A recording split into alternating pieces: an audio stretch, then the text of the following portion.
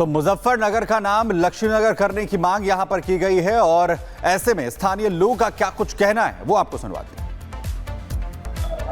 मुजफ्फरनगर की बुनियाद रखी गई थी शाहजहां के दौर में। मुगल बादशाह शाहजहां का वो समय था जब उसकी बुनियाद रखी गई और 12 सादात में एक होते थे जिनको मुजफ्फर अली का लक़ब था, यानी इसकी उपाधि उन्हें दी गई थी मुजफ्फर अली की। तो उन्होंने इसकी बुनियाद रखी थी। नाम बदला जाता है तो मुझे कोई आपत्ति नहीं, नाम यही रहता है तो मुझे कोई आपत्ति नहीं। कुछ भी बदल लो जी, हुकूमत इन्हीं की चल रही फिलहाल तो बीजेपी वालों की। अच्छा, इसका कुछ भी कर लो, मुजफ्फरनगर रख लो, लेकिन नाम तो रहेगा मुजफ्फरनगर ही इसका।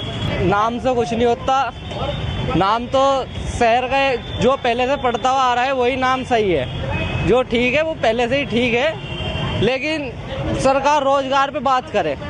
सरकार को बात करनी चाहिए इस शहर में कितनी तरक्की हुई है, इन 10 सालों में क्या हुआ है इस शहर के अंदर। इस चीज़ के ऊपर कोई नहीं देखता।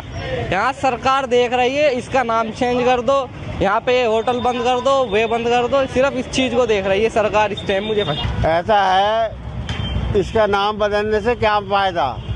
जो मुजफ्फरनगर है प्यार वाला और प्यार वाला ही रहेगा, बाकी ये राजनीति इसे बदले कोई ये बदल नहीं जाएगा। नेवर सरकार है, कुछ भी बदल सकती है, इनको क्या देखना। सरकार है, कुछ भी लक्ष्मी नगर कर दो या कुछ भी गणेश नगर कर दो या जो भी उन्हें करना कर दो, हमें कोई दिक्कत नहीं है इस बात की। और जो करना है उन्हें सरकार है, कुछ भी कर सके। मुजफ्फरनगर भी कोई बुरा नाम नहीं था, मगर वो और अगली खबर भी उत्तर प्रदेश से ही है। उत्तर प्रदेश के संभल की जिस मस्जिद को कल हाईकोर्ट ने विवादित स्थल कहा, आज उसमें हिंदू पूजा की मांग की, हिंदू की ओर से पूजा की मांग की गई है। हिंदू संगठन ने प्रशासन से पूजा की अनुमति देने की मांग की है, क्योंकि स्थानीय लोगों का दावा है कि ये जगह हरिहर मंदिर की है। हमने तो वही कहा है कि जो हमारा है वो हमें मिल जाना चाहिए।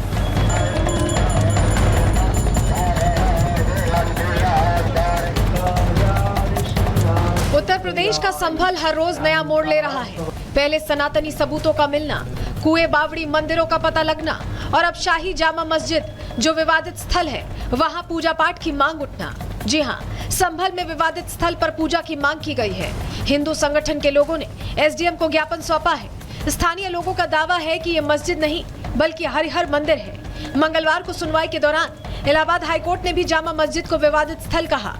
अब लोग इसी विवादित स्थल पर पूजा पाठ की मांग कर रहे हैं। हिंदू संगठन से जुड़े लोगों ने आज एसडीएम से मुलाकात की और ज्ञापन सौंपकर विवादित स्थल पर पूजा करने की अनुमति मांगी।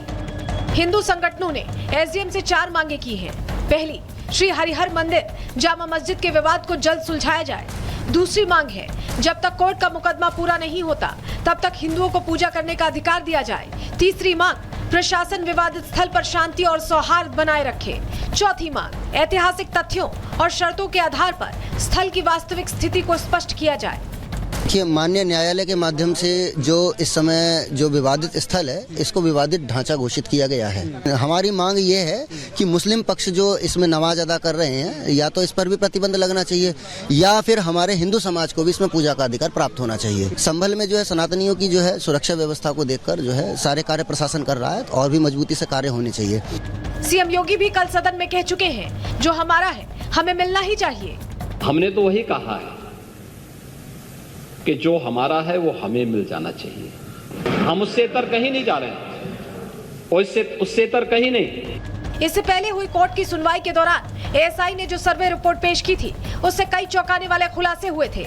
रिपोर्ट के मुताबिक मस्जिद में मरम्मत के नाम पर कई आधुनिक बदलाव किए गए। शाही मस्जिद का फर्श पूरी तरह से ढक दिया गया, टाइल्स और पत्थरों से फर्श बदला गया, मस्जिद के अंदरूनी हिस्सों में पेंट कर मूल निर्माण को छिपाया गया, जगह जगह गोल्डन, हरा, लाल, पीला रंग पोता गया। एएसआई रिपोर्ट के आधार पर हिंदू पक्ष के वकील विष्णु शंकर जैन ने कोर्ट में शाही जामा मस्जिद का नाम बदलने की मांग की, जिसे हाईकोर्ट ने तुरंत मान लिया। कि जब कोई सिविल डिस्प्यूट कोर्ट में पेंडिंग है और एक पक्ष ये कह रहा है कि मस्जिद और दूसरा पक्ष ये कह रहा है कि यहाँ पे सारे कैरेक्टरिस्टिक्स हैं हिंदू मंदिर के, तो जब तक वो केस फाइनली डिसाइड ना हो जाए उसे डिस्प्यूटेड स्ट्रक्चर के रूप में ही प्रयोग किया जाता है। ये वही संभल है जहां 46 साल पहले सनातनी सबूतों को दबाने की कोशिश की गई, लेकिन योगी राज में समय का पहिया ऐसा घूमा कि गर्भ में दबे एक एक सबूत चीख चीख कर अपनी गवाही देने लगे। खुदाई हुई और संभल एक बार फिर से प्राचीन स्वरूप में लौटने लगा। लिखा जाने लगा शहर का नया सनातनी अध्याय। Bureau report, Republic Bharat. वह दिल्ली में यमुना की साफ सफाई का काम तेजी से किया जा रहा है। दिल्ली के मंत्री प्रवेश वर्मा आज यमुना नदी में बोट पर सवार दिखे। इस दौरान उन्होंने मिशन यमुना क्लीन का जायजा लिया और अधिकारियों को जरूरी निर्देश भी दिए।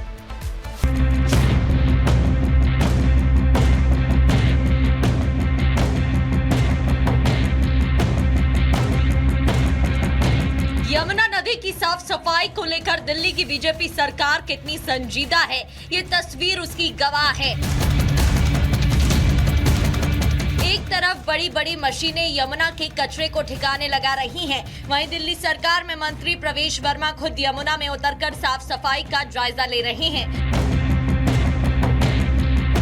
दिल्ली में जनादेश मिलते ही बीजेपी सरकार मिशन क्लीन यमुना में जुटी है।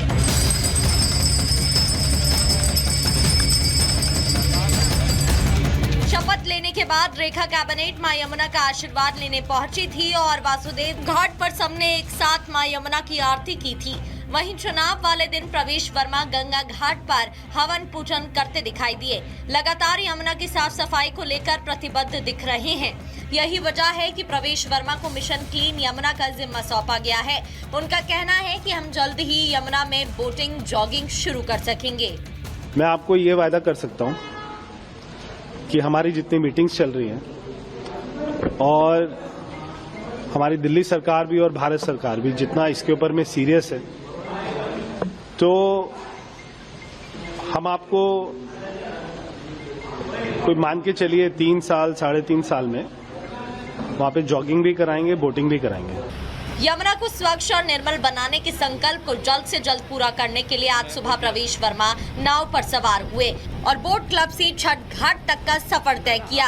इस दौरान उन्होंने न केवल नदी की साफ सफाई का जायजा लिया बल्कि अधिकारियों को जरूरी निर्देश भी दिए। यमुना की सफाई के लिए ट्रैश स्कीमर, वीड हार्वेस्टर और ड्रेज यूटिलिटी क्राफ्ट जैसी आधुनिक मशीनों का इस्तेमाल किया जा रहा है। वहीं मिशन क्लीन यमुना के ब्लूप्रिंट को 4 चरण में बांटा गया है। पहला, यमुना के पानी में जमा कूड़ा कचरा और गाद को हटाया जाएगा। दूसरा, नजफगढ़ नाला, सप्लीमेंट्री नाला और प्रमुख नालों की सफाई होगी। तीसरा, सीवेज ट्रीटमेंट प्लांट की क्षमता और उत्पादन पर निगरानी रखी जाएगी। चौथे चरण में नई एसटीपी और डीएसटीपी के निर्माण पर काम किया जाएगा, जिससे लगभग 400 एमजीडी पानी की सफाई की जा सके।